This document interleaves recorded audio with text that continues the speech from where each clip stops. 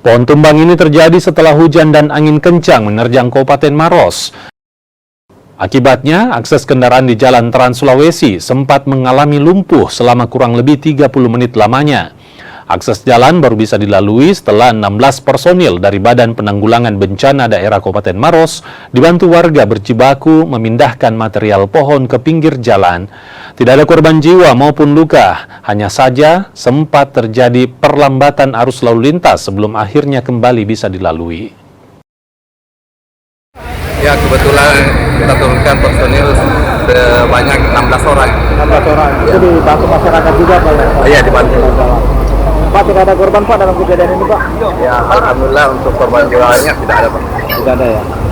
Jadi artinya setelah berjibaku selama kurang lebih 30 menit, baru kemudian bisa Pak, ya, dipindahkan ini material.